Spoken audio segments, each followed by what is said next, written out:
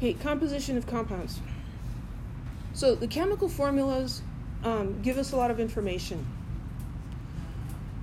We can look at the mass percent composition of an element in that compound, sometimes just called the mass percent.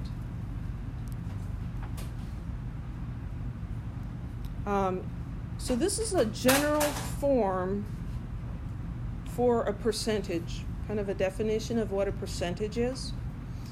A percent is the part that you're interested in divided by the whole thing times 100. And so if you remember what percent means, you can actually figure out the equations for all these percentages by thinking, well, what's the part I'm interested in? What's the whole thing? Let's divide those and multiply by 100. So for a mass percent composition, we take the mass of the element that we're interested in, divided by the mass of the whole thing, and multiply by 100. This unit, this percent here, is acting like a unit. I know some students have a percent button on their calculator. That's a business major's cheat button. Don't use it. Don't use the percent button on your calculator. Because when you multiply by 100 and you push that percent button, it changes it to 1, and then your answer's wrong. It's just really multiply by 100. Percent is the unit that we end up with. Because the unit of the part and the unit of the whole, whatever they are the same and they cancel out. And so we end up with percent.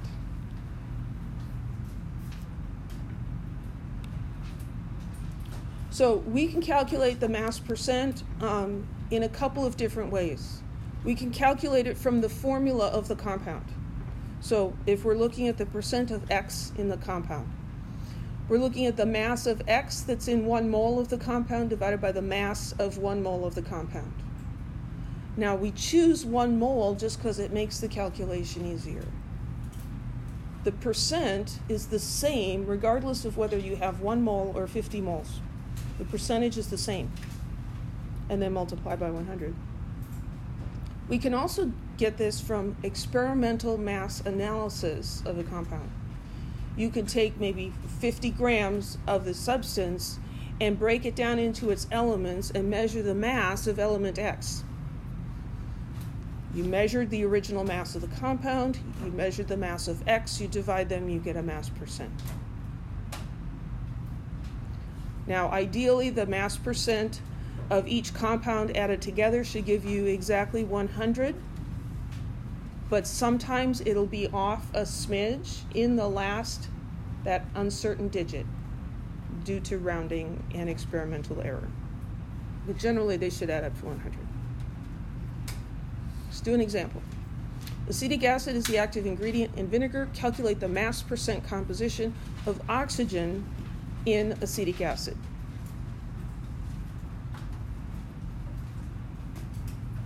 So I want the percent oxygen. So percent oxygen is going to equal the grams of oxygen divided, that's the part, divided by the grams of the whole thing.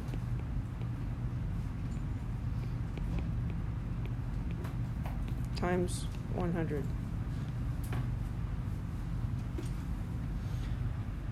Why are those H's separated in that formula? Why isn't it C2H4O2? It's an acid, and so we have to have a hydrogen first. When you cover up this H, does this have oxygen in it? Yeah, it's an oxyacid. What's the name of that ion? Acetate. You change the ate to ic, acetate becomes acetic acid. Okay. So there's the equation we need, grams of oxygen divided by grams of acetic acid. But they didn't tell us how much acetic acid there is, because it doesn't matter. It's always going to be the same. So we can choose an amount. It's easy to choose 1 mole. Makes the calculation easier. If you want to, abuse yourself, go ahead and choose something else. But we're going to choose 1 mole.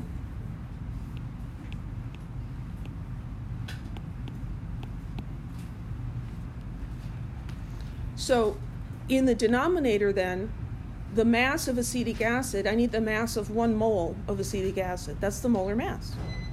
So let's calculate that. You can do those hydrogens separately if that makes more sense to you, or you can put them together. There's 4 hydrogens in there, times 1.008. How many carbons? 2. 12.01. How many oxygens? 2 oxygens.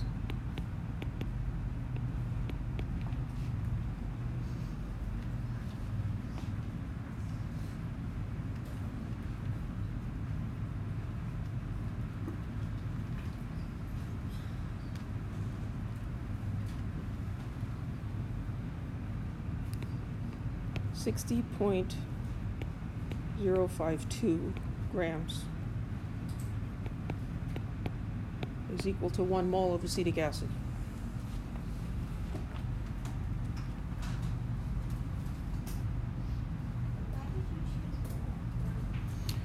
I choose 1 mole to make it easy.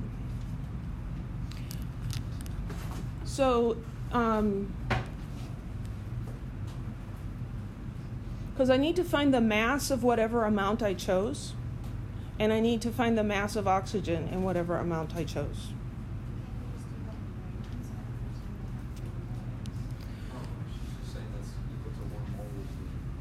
So this is equal to 1 mole. I could say, well, 100 grams. But then I have to calculate how many grams of oxygen are in 100 grams of acetic acid, which can be done. So it's just easier to choose 1 mole. It's just easier to choose 1 mole. Okay, so I'm just going to jump ahead real quick here. What's the mass of oxygen in this 1 mole? It's this part right here. This equals the grams of oxygen. It's part of the calculation. There are 2 moles of oxygen in 1 mole, so 2 times the mass, and then we calculate the mass of the whole thing.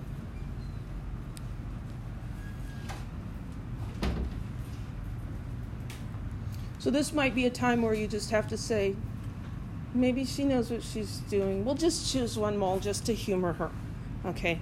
And we can talk about it later if it still doesn't make sense. It's a good question. So choosing 1 mole, the mass of 1 mole of the compound is 60.052 grams. I need the mass of oxygen in that, and that is this part right here.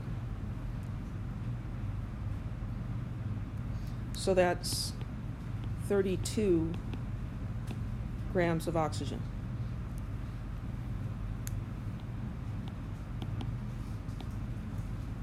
Times 100.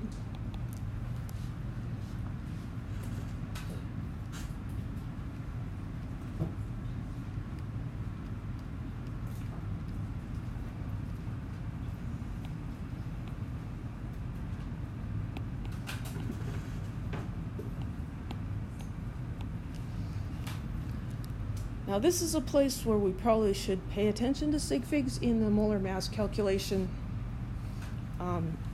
We're going to end up with 4.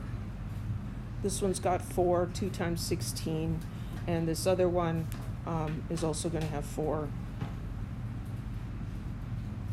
And so our answer here should have 53.29% oxygen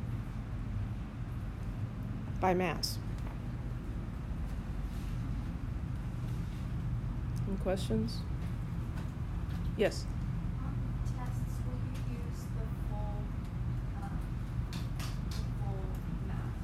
Full masses. On tests, what I recommend is using the masses on the periodic table that I provide with the exam, which I'm pretty sure is 4 significant figures. My answers are like slightly different. Right, so they should just be different in this last one, and that's considered the same. Any other questions? And that's not something I'm going to try to trick you on. I wouldn't, give you 53.29 as one choice and 53.00 as another choice. I'd screw up the calculation in the way that students often screw it up, and I'd give you those. Like times 100, and you push the percent button, and so your calculator is saying it's 0.5328%. I'd stick that one in there as a choice, because that is something I would try to trick you on. So 53.29%. That mass percent can be used as a conversion factor between the mass of the element and the mass of the compound. So sometimes we're given the mass percent of an element in a compound or in some other substance, and we can use that. I don't think it's generally useful to calculate the mass percent just to use it for this, because you end up doing other things that you could use more easily. Anyway, so another thing to remember about percent, it's the part over the whole times 100, but percent really means per 100. So when this says 69.38% chlorine, the Freon 112, 69.58% chlorine by mass, that means it's 69.58 grams of chlorine per 100 grams of the compound. Okay. Because that's what percent means, is per 100.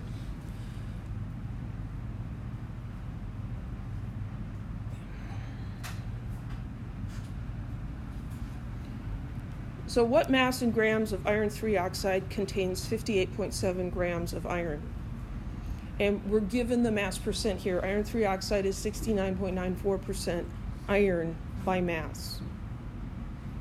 So I'm given two numbers here. So I've got 58.7 grams of iron. And now it's becoming important to write down grams of what? Because there's grams of iron and there's grams of compound. And this, I don't know what that was, 69.94%. That's 69.94 grams per 100 grams. So that's grams of iron per 100 grams of iron 3 oxide.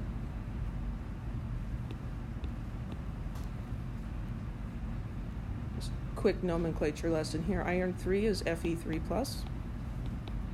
Oxide is O2-. To get those together to be neutral, you need 2 irons and 3 oxygens.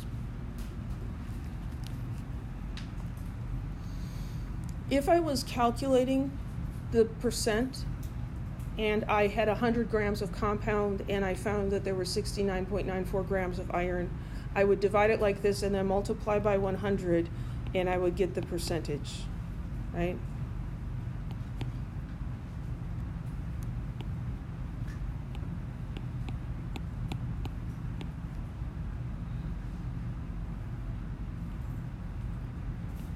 So this is the same as that many grams per 100 grams.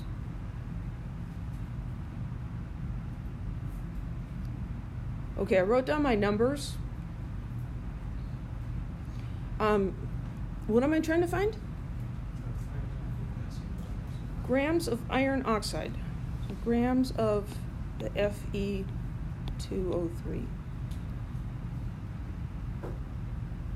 Well, this looks like a conversion factor. This one does not. So we're going to start with this one. This gives me the relationship between grams of iron and grams of iron oxide. And so I can do this in one step using the percentage as a conversion factor.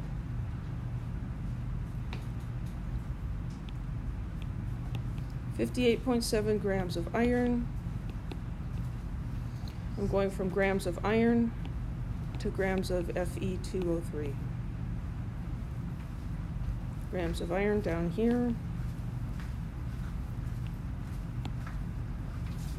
And then I'm just going to look at this part here. 69.94 grams of iron. 69.94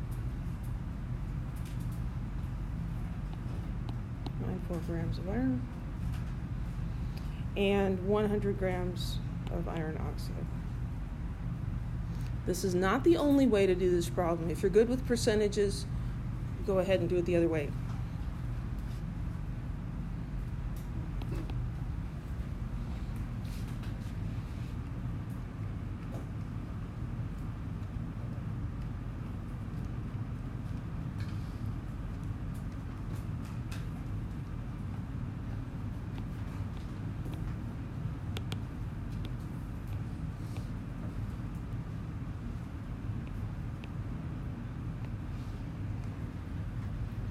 Oh, not 4, 3. This is 3 sig figs. The 100 in this percentage is exact, but the 69.94 is 4. So that's going to be 83.9 grams of the oxide.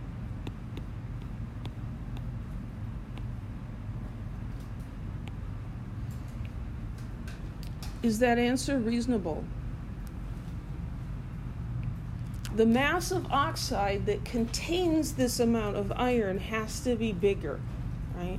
If I came up with 25 grams of iron oxide, contains 58 grams of iron, I did something backwards, right? Question?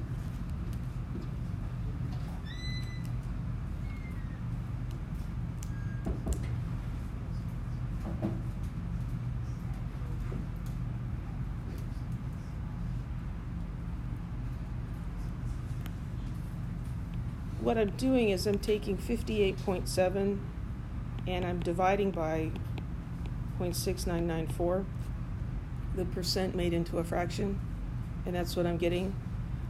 So if you understand percentages, you'll go like, oh yeah, that's how it is. But a lot of people don't understand percentages, and so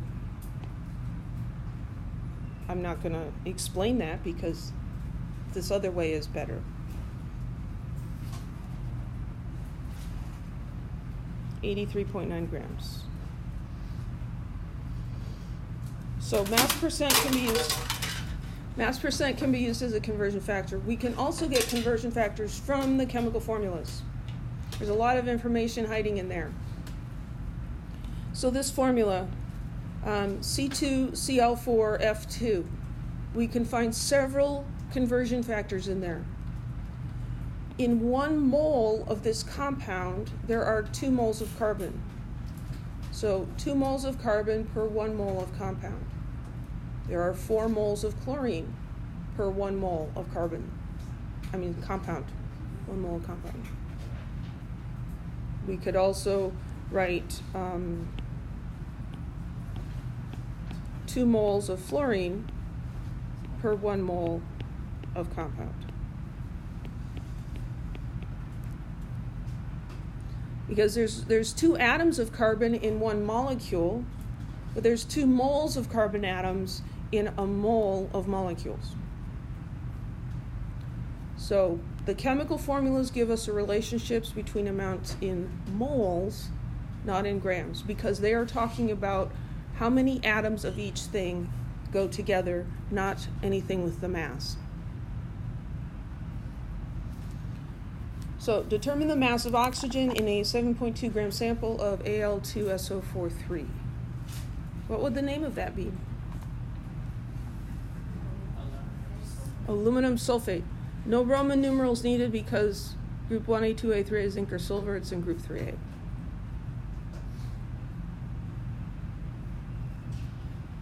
So 7.2 grams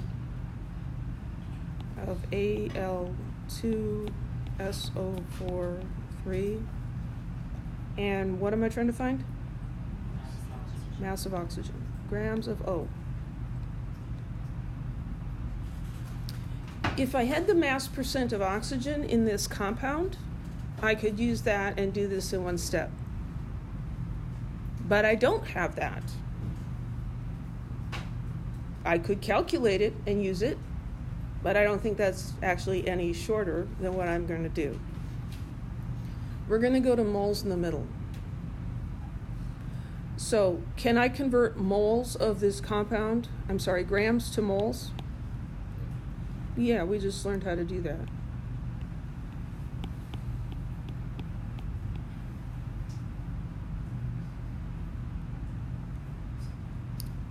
Can I convert moles of that compound to moles of oxygen? Yeah. Because in this formula, I look at how many oxygens are in one molecule or one formula unit. Well, there's 12, 3 times 4. There's 12 oxygens in one unit. That means there's 12 moles of oxygen in 1 mole of compound. That's the relationship between these. So moles of oxygen. And then moles of oxygen to grams of oxygen is the molar mass of oxygen.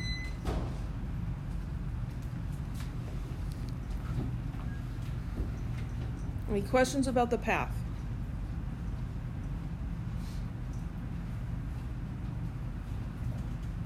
So once I've got the path, whoops, it's important to copy down the numbers correctly.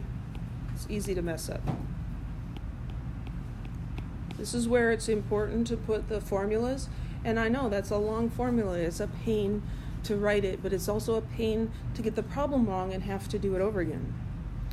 So grams of that, 2 moles of that.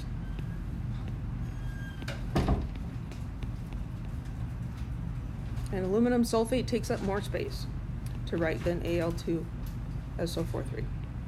Then I'm going to go to moles of oxygen and grams of oxygen.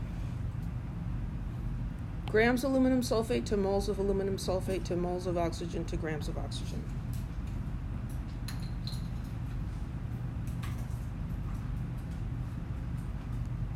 I take the previous unit and put it down here, because I want these units to cancel out. I'm going to have moles of Al2SO43 down here, and moles of oxygen down there. This is the sort of calculation that is so much easier once you understand dimensional analysis. This is going to be a molar mass. Anytime you see grams and moles together, think molar mass. This is going to be a molar mass. The molar mass of oxygen, just O, I can just read off the chart, right? 1 mole of O weighs 16.00. Now this is something that messes students up sometimes. Is oxygen a diatomic element? Yes. Does that matter when it's part of a compound? No. Oxygen is a diatomic element. It forms these molecules of 2 atoms when all you have is oxygen, because oxygen atoms don't like to be alone. And they're going to hold hands with a friend and go to the bathroom together, right, if they're by themselves. Is oxygen alone here? No, she's in this big group. There's 2 aluminums, and there's 3 sulfurs, and there's 12 oxygens. So she doesn't need to pair up here. She's with other people. So it's just O. Sometimes people overthink this, and they start doing O2, and they get the wrong answer. How about this, the mole ratio? How many moles of oxygen per mole of... It's 12 to 1. That comes from the chemical formula.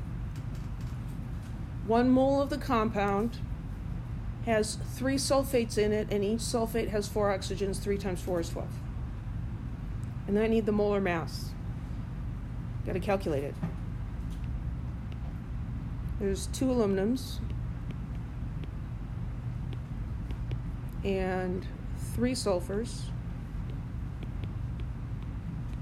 and 12 oxygens. Whoops.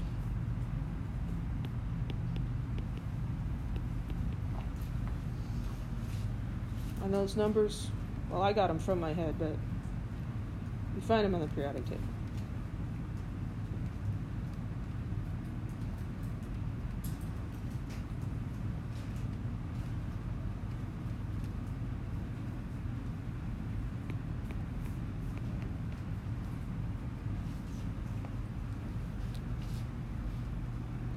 So that's the mass of 1 mole of that compound.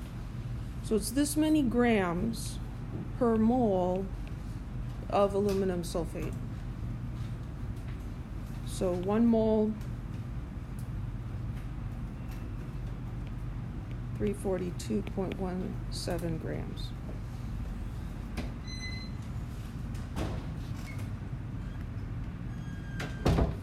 So 7.2 divided by 342.17 times 12 times 16.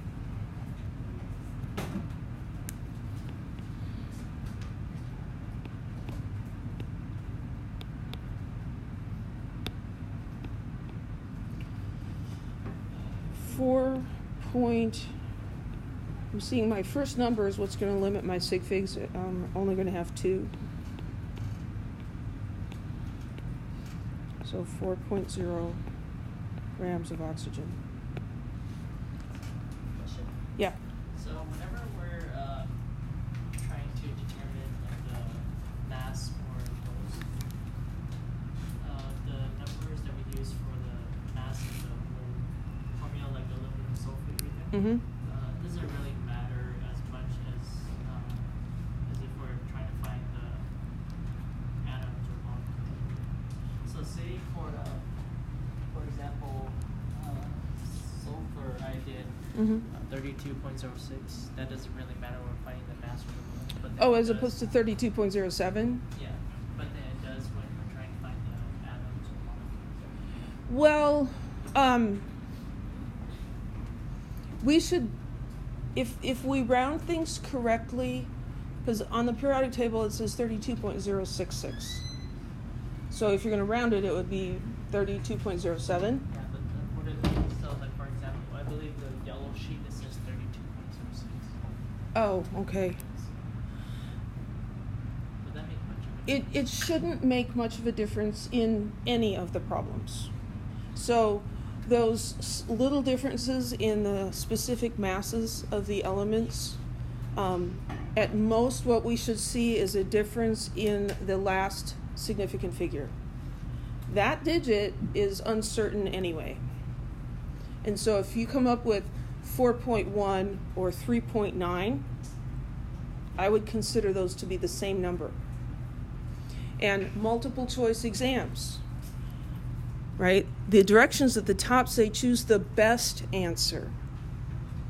So what if I got 4.0 and the closest answer is 4.1?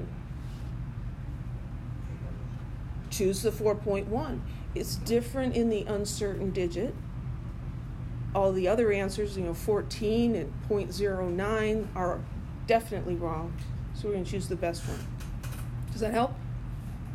It bothers me too. We should be able to always come up with exactly the same.